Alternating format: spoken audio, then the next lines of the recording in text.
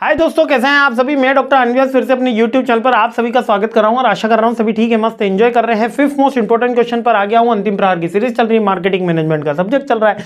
जल्दी से देख लेते हैं पांचवा क्वेश्चन कौन सा है। बहुत ही इंपॉर्टेंट क्वेश्चन हो रहा है वापिस से, प्रोडक्ट का डिसीजन कंसेप्ट।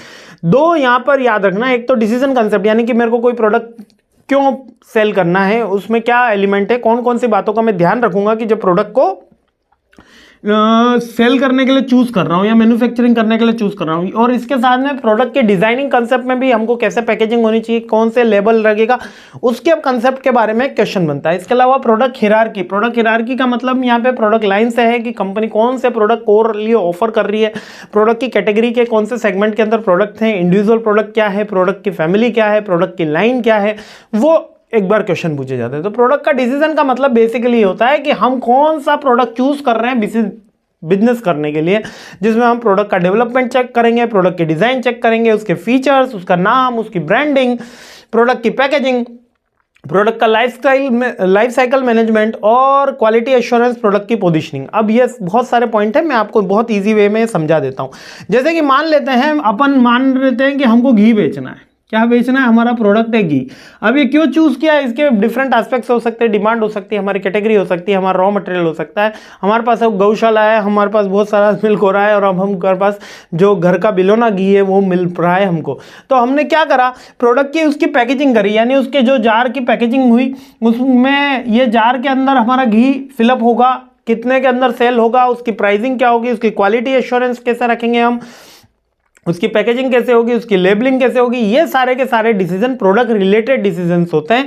ये पूछे जाते हैं कि प्रोडक्ट के डिसाइड होने के बाद आप कौन कौन से डिसीजन लोगे, प्रोडक्ट के डिजाइन लोगे, प्रोडक्ट के फीचर्स के बारे में लोगे, ब्रांड नेम लिखेंगे, व्यास घी है ना, उसकी ब्रांडिंग करनी है, यानी कितने कैटेगरी में मिल रहा है, 1500 का घी है, 1600 का घी है, 550 600 का घी है, किस कैटेगरी में वो घी की हम प्राइसिंग की पोजिशनिंग कर रहे हैं जिससे हम उसकी ब्रांडिंग कर पाए। उसके बाद प्रोडक्ट की पैकेजिंग आएगी, कांच की बोतल मैंने आपको बताया। फिर प्रोडक्ट का लाइफ साइकिल मैनेजमेंट, यहाँ पे लाइफ साइकिल मैनेजमेंट प्रोडक्ट के लाइफ साइकिल यानी उसके टाइम पीरियड के लिए नहीं कि 4 महीने की शेल्फ लाइफ है, वो नहीं है। प्रोडक्ट के लाइफ साइकिल मैनेजमेंट से यहाँ पर मतलब है प्रोडक्ट के लाइफ साइकिल मैनेजमेंट से यहाँ पर मतलब है, एक सेकेंड अपन नए पेज पे चले जाते हैं तो मैं आपको अच्छे से समझा देता हूँ इसका। प्रोडक्ट के लाइफ साइकिल मैनेजमेंट से उसके प्रोडक्ट के लेवल के ऊपर है। देखिएगा प्रोडक्ट के लेवल्स होते हैं, लाइक कोई भी प्रोडक्ट स्टार्ट होता है, उसकी ग्रोथ होती है, वो सैचुरेशन पे आता है, उसका डिक्लाइन होता है और एंड में वो प्रोडक्ट एंड हो जाता है। अब इस लाइफ साइकिल को समझ लेते हैं ताकि आपको आगे प्रोडक्ट लाइफ साइकिल का भी एक इंपॉर्टेंट क्वेश्चन समझ में आ जाए। कोई भी प्रोडक्ट स्टार्ट होता है, लाइक मोबाइल फोन तो बाद में आया, टेलीफोन स्टार्ट हुआ, टेलीफोन हर घर घर में पहुंचा, समाज में आया, मोहल्ले में आया, इंपॉर्टेंट बना, ग्रोथ हुई और फिर सैचुरेशन पे आ गया। हर घर में एक टेलीफोन होने लगा, मोहल्ले में एक टेलीफोन होने लगा, उसकी कॉस्ट होने लगी, हर जना बात करने लगा। जैसे टेक्नोलॉजी चेंज हुई, धीरे धीरे टेलीफोन डिक्लाइन होना शुरू हुए और अब जाके वो प्रोडक्ट क्या हो गया है, एंड हो गया है। तो ये क्या है, प्रोडक्ट का लाइफ साइकिल है। प्रोडक्ट स्टार्ट होता है, ग्रोथ होती है, सैचुरेशन पे होता है। सैचुरेशन यानी मैक्सिमम मार्केट शेयर उसने कैप्चर कर लिया और मैक्सिमम ग्रोथ अचीव कर ली है, उसके बाद वो प्रोडक्ट डिक्लाइन होता है। तो जब भी हम कोई प्रोडक्ट बना रहे हैं घी, तो वो हमारा प्रोडक्ट कौन सी कैटेगरी के अंदर है, ऑलरेडी मार्केट में वो अवेलेबल है या अवेलेबल नहीं है, क्या हम नई प्रोडक्ट लाइन ला रहे हैं। लाइक कि जो आर्टिफिशियल इंटेलिजेंस है वो हमेशा क्या कर रहे होते हैं कि नया ही प्रोडक्ट ला रहे हैं, वो उनकी जो कैटेगरी है वो स्टार्टिंग में ही आ रही है। क्यों? क्योंकि उस तरीके का कंसेप्ट ही नहीं है। अगर कोई नॉवेल होगा, कोई न्यू होगा तो वो नया है, जबकि कोई एग्जिस्टिंग है तो अपन को चेक करना होगा। जैसे मोबाइल फोन अभी कहां पे चल रहे हैं, ग्रोथ के फेज में चल रहे हैं इंडिया में, है ना, और बहुत जल्दी सैचुरेशन में पहुंचेंगे। लेकिन ग्रोथिंग फेज के अंदर अगर मेरे को मोबाइल फोन लॉन्च करना है तो बहुत सारी कंपनीज है, बहुत सारा मार्केट है, रेड मार्केट जिसको बोलते हैं, है ना।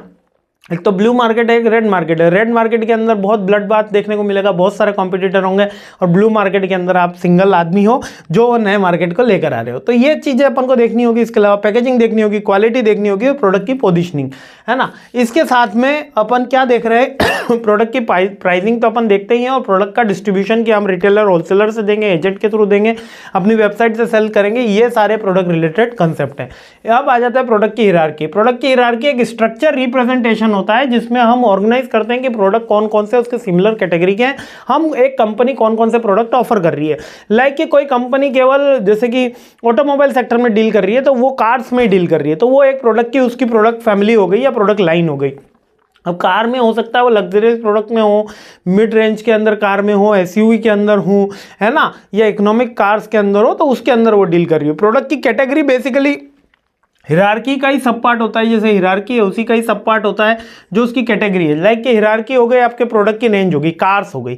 अब उसकी सब कैटेगरी के अंदर अपन जाएंगे तो इकोनॉमिक कार्स हो गई, एसयूवीज हो गई, है ना, और इंडिविजुअल प्रोडक्ट यानी कि कोई कस्टमाइज प्रोडक्ट होता है जिसमें हम स्पेसिफिक ऑफरिंग करते हैं कि ये पर्टिकुलर व्यक्ति के लिए हमने ये प्रोडक्ट बनाया, ये पर्टिकुलर पर्सन के लिए या पर्टिकुलर क्लास कम्युनिटी के लिए हमने ये प्रोडक्ट बनाया, तो वो इंडिविजुअल प्रोडक्ट हो गए।